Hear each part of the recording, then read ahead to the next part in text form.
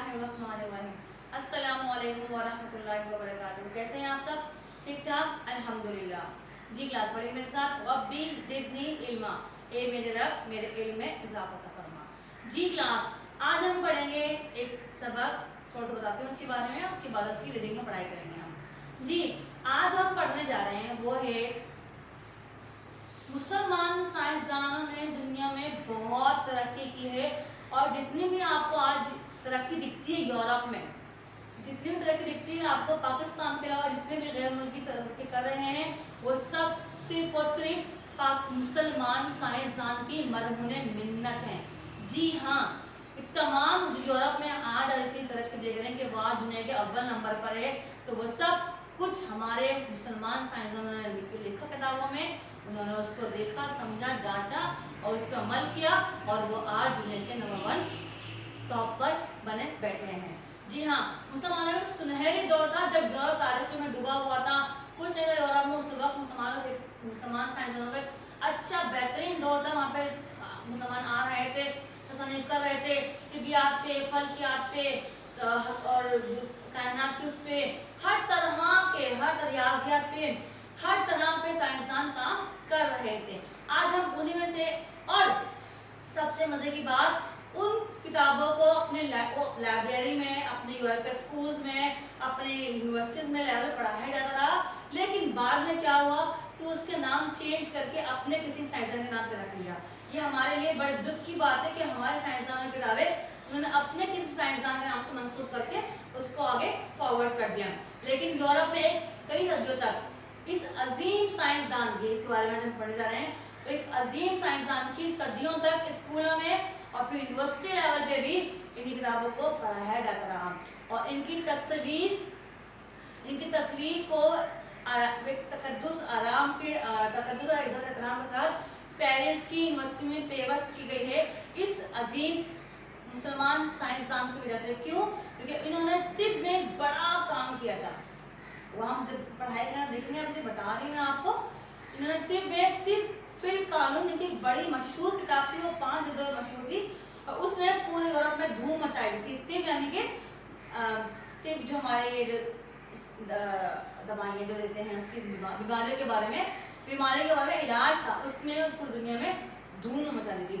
और यूरोप में इस वजह से ही उनको उनकी किताब को पढ़ाया गया, इस किताब को अल कानून फिर तिब को पढ़ाया गया, और बहुत से लोग इससे मुस्तफीद हुए, और डॉक्टर ने बाकायदा अरबी सीखी इस किताब को पढ़ने के लिए, बाकायदा तौर पर इस किताब को पढ़ने के लिए अरबी सीखी, और फिर वो आज कहाँ पहुँचे हम सब देख रहे हैं उनके बारे में। इस अजीम साइंसदान को इमाम आजम भी कहा जाता है, यानी कि सबसे बड़े साइंसदान भी कहा जाता है। जी हाँ, इसको बहुत सारे इस साइंसदान को बहुत सारे खिताबात दिए गए हैं, और ये कोई और नहीं, हमारे दौरे कदीम के मशहूर साइंसदान, एक अजीम साइंसदान, उनका पूरा नाम अबू अली हुसैन इब्ने अब्दुल्ला इब्ने सीना, जिनको हम बू अली सीना के नाम से जानते हैं। तो तिब के एक अजीम साइंसदान थे, तिब के और फलसफे के एक अजीम साइंसदान है। इस सबक की हम देखते हैं इंटीग्रेशन, क्या लिखी हुई साइंस इंटीग्रेशन। बेशक आसमानों और जमीन की तख्लीक में शब और रोज की गर्दिश में अकल वालों के लिए अल्लाह की कुदरत, अकल वालों के लिए अल्लाह की कुदरत की निशानियां हैं। जी हाँ, जमीन और आसमान में के दरमियान की तख्लीक के शब और रोज में, इनकी गर्दिश में यकीनन कैसे हो रहा है, कैसे नहीं हो रहा, सूरज निकल रहा है, सूरज जमीन का दायरा मुकम्मल करके 7 दिन में, ये सब कैसे हो रहा है? ठीक है, निज़ाम अल्लाह ताला चला रहे हैं, लेकिन अल्लाह ने इंसान को अक्ल दी है कि अपने अक्ल को इस्तेमाल करते हुए इन चीज़ों को वो जान सकता है। अल्लाह ताला इंसान को इतनी अथॉरिटी दी है कि वो इन चीज़ों को जान सकता है। आज हमें मालूम है कि चांद की सतह कैसी है, आज हमें मालूम है कि सूरज कितना ज़मीन से दूर है, आज हमें मालूम है कि सूरज चने की घूमती है, आज हमें मालूम है। क्यों? क्योंकि अल्लाह ने इंसान को शऊर दिया है।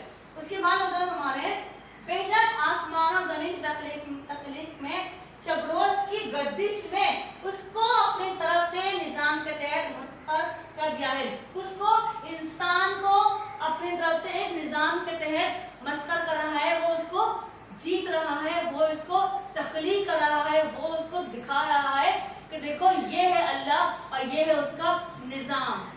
جی ہاں, یہ اللہ تعالیٰ نے انسان کو اس کی تخلیق کی شعور دیا ہے, اس کو ایک اتھارٹی دی کہ تم جاؤ اور جا کر تخلیق کرو, تسخیر کرو, مسخر کرو. دیکھیں انسان کے بارے میں کہہ رہے ہیں, یہ سائنسدان ہی کرتے ہیں, فلکیات ہے, طب ہے, اور ماہر جو بھی ہوتے ہیں آپ کو ذہن میں جاتے ہیں, وہ سب تمام لوگ اللہ تعالیٰ نے چنا ہے ان لوگوں کے لیے, اور انہیں میں سے ایک نام ابو علی سینہ کا ہے. اس کی ہم پڑھائی کرتے ہیں, اس کے بعد دیکھتے ہیں اس کا کام وغیرہ. جی چلیے اب ہم شروع کرتے ہیں پڑھائی. بک کھولے میرے ساتھ, بک کا پیج نمبر ہے 22. جی پڑھائی کرتے ہیں اس کی. پڑھانا تو آپ نے خود ہی ہے, میں بات بتاؤں گی آپ کو. سبق کا نام تو پتہ ہے نا آپ کو کیا ہے سبق کا نام؟ دور قدیم کے عظیم مسلمان سائنسدان. جی ہاں, اس میں کوئی شک نہیں کہ ماضی میں مسلمان سائنسدانوں نے بے تحاشا ترقی کی ہے. حکیم تھے ان میں, دانشوروں نے بے تحاشا ہر شعبے میں ترقی کی ہے, اور غیر مسلمانوں کے ساتھ ساتھ غیر مسلموں نے بھی اس سے مکمل فائدہ حاصل کیا ہے. انہی میں ایک نام ہے ابن سینہ کا. ابن سینہ کا پورا نام ابو علی حسین ابن عبداللہ ابن سینہ ہیں. ابو علی سینہ کے رہنے والے ہیں, اس لیے ابو علی سینہ کے نام سے جانے بچانے جاتے ہیں. ٹھیک ہے, وہ بخارا میں افشنا کے مقام پہ پیدا ہوئے. بچپن ہی سے ہی بہت ذہین تھے. فلسفہ, قرآن شریف اور دیگر کتابوں نے وہ بچپن میں ہی پڑھ لی تھی. فلسفے سے ان کو گہرا لگاؤ تھا, اور بڑھتی عمر کے ساتھ انہوں نے تجربات کی روشنی میں بہت سے کتابوں کا علم حاصل کر لیا, اور انہیں بہت سے طب میں بہت سے پیچیدہ امراض کا حل نکال لیا, اور ان کی یہ جو کامیابی تھی یہ دور دور تک پھیلنے چلی گئی. وہاں پہ بخارا میں ایک بادشاہ تھے, ابن منصور, بیمار ہو گئے تو ان کو طبیبوں نے علاج کیا, لیکن طبیبوں نے حقیقت میں ان کا علاج کیا, لیکن اس سے کوئی افاقہ نہ ہوا. تو کسی نے ان سے کہا کہ آپ ابن سینہ کو بلائیے, سنا ہے کہ ان کے ہاتھ میں بہت شفا ہے. شاہ منصور نے آپ کو بلایا اور کہا کہ ہم نے آپ کو بہت تعریف سنی ہے, ہم کچھ عرصے سے بیمار ہیں تو مناسب علاج نہ کر پائے لوگ, ہم چاہتے ہیں کہ آپ میرا علاج کریں. تو انہوں نے کہا ٹھیک ہے حضور, شفا دینے والی ذات اللہ کی ہے, میں تو کچھ بھی نہیں کر سکتا. اگر اللہ کو منظور ہوگا کہ میرے ہاتھوں سے آپ شفا یاب ہوں تو ایسا ہی ہوگا, اگر نہیں منظور ہوگا تو یہ کام مجھ سے بھی نہیں ہوگا. اس نے کہا چلو ٹھیک ہے میں علاج شروع کریں. اللہ کا نام لے کر اس نے علاج شروع کیا, اور ابن سینہ کے علاج سے شاہ منصور صحتیاب ہونے لگے. انہوں نے خوش ہو کے ابن سینہ سے کہا تو ہم تم سے بہت خوش ہیں, اس موقع پر تمہیں کیا چاہیے ہم سے, ہم تمہیں انعام دینا چاہتے ہیں, تمہیں کیا چاہیے؟ تو ابن سینہ نے کہا مجھے کچھ نہیں چاہیے, مجھے انعام نہیں چاہیے. شاہ منصور بہت حیران ہوئے کہ ایک ادنا سا آدمی اور کہہ رہے کہ مجھے کچھ نہیں چاہیے. تو پھر ابن سینہ کو سوچتے ہوئے کہا کہ میں چاہتا ہوں کہ آپ مجھے اپنے شاہی کتب خانے میں آنے جانے کی مرحمت دے فرمائیے. مرحمت کہتے ہیں عنایت فرمائیے. میں وہاں کی کتابوں سے استفادہ کر کے کچھ تحقیق اور علمی کام کرنا چاہتا ہوں. انہوں نے جواب دیا سبحان اللہ. ابن منصور ان کی بات سے بہت خوش ہوئے. تمہیں آج سے ہی کچھ شاہی کتب خانے میں جانے کی اجازت دی جائے گی. اس وقت کیا ہوتا تھا کہ لائبریریاں تو تھیں اس وقت, جو امیر انسان جو وہاں کے بادشاہ ہوا کرتے تھے یا ان کے برابر کے لوگ ہوتے تھے, ان کے گھروں میں کتب خانہ ہوا کرتے تھے, لائبریری ہوا کرتی تھی, اور سب کتابیں وہیں ہوا کرتی تھی. تو انہوں نے کہا اس سے کیا ہوگا, مجھے فائدہ ہوگا, میں تحقیق و علمی کام کر سکوں گا, اور میرا کام بھی جائے گا, اور یہ ایک کام بھی چلتا رہے گا. اور پھر انہوں نے وہاں پہ آنا جانا شروع کر دیا. وہاں پہ انہوں نے فلسفہ, طبیعت, طب اور دیگر اہم موضوعات پر بے شمار کتابیں میسر آئیں جن کا بغور مطالعہ کرنے لگے. یوں ان کے علم میں اضافہ ہونے لگا. اسی مطالعے کے ساتھ انہوں نے کئی گراں کتابیں تصنیف کی. ان علم کے حاصل کرنے کے بعد انہوں نے وہاں پر کئی کتابیں تصنیف کی. کئی عمدہ کتابیں انہوں نے وہاں پہ گراں قدر عمدہ کتابیں تصنیف کی, وہاں پر کتابیں لکھی انہوں نے. وہاں پر بخار کا کچھ خراب ہو گیا تو وہاں سے وہ چلے گئے کہاں, ہمدان چلے گئے. ہمدان میں اپنی تعلیم کو مکمل آرام سے کرنے کے لیے بھرپور توجہ دیا, اور اس کا نتیجہ یہ نکلا کہ انہوں نے ایک کتاب, اپنی کتاب القانون فی الطب تحریر کر دی. اس کتاب نے پورے شہر میں, پوری دنیا میں دھوم مچا دی. کائنات پر غور کرنا اور ان کی مخفی رازوں کو جاننے کے لیے ابن سینہ ہر وقت مصروف عمل رہنے لگے. مخفی معنی کہ چھپے ہوئے رازوں, کائنات کے چھپے ہوئے رازوں کو آپ ان کی غور و فکر میں رہے کہ کیسے کیا ہے, کائنات میں کیا ہے, کس نے کیا, کتنی چیزیں ہیں, سب آپ اس کو رازوں کو جاننے کے لیے چلے گئے. اس کے بعد ان کے دوستوں نے ان سے کہا کہ ہر وقت کتابوں میں پڑھ رہتا ہوں, اس میں سکون نہیں ملتا. اس طرح انہوں نے کہا کہ میں عام لوگ ایسا کام کام کرتے ہیں، جبکہ میں کام نہیں بلکہ میں اپنے اس کام کو پڑھنے لکھنے کو، علم حاصل کرنے کو اپنی زندگی سمجھتا ہوں۔ جی ہاں، ان کی تصنیف کی تعداد جو ہے کتابیں جو انہوں نے لکھی ہیں وہ ہیں 138۔ ان کی مشہور زمانہ کتاب القانون فی الطب 5 جلدوں پر مشتمل ہے۔ یورپ میں کتاب کو اہم مقدس سمجھا جاتا ہے، یورپ میں اس کتاب کو اہم مقدس سمجھا جاتا ہے، اور یورپ میں اسکول میں بھی اس کا نصاب رکھا گیا تھا، لیکن پھر کچھ عرصے کے بعد وہاں سے نصاب ہٹا کر یونیورسٹی لیول پر اس کتاب کو رکھا گیا ہے۔ جی ہاں، یہ ساتھ مسلمانوں پہ اس بات پر بشر فخر کر سکتے ہیں، ہم مسلمان اس بات پر بھی فخر کر سکتے ہیں کہ ابن سینا ایک ایسے عظیم سائنسدان اور ماہر طب تھے کہ ان کی کتاب القانون فی الطب کئی سالوں تک یورپ کی یونیورسٹی میں پڑھائی گئی۔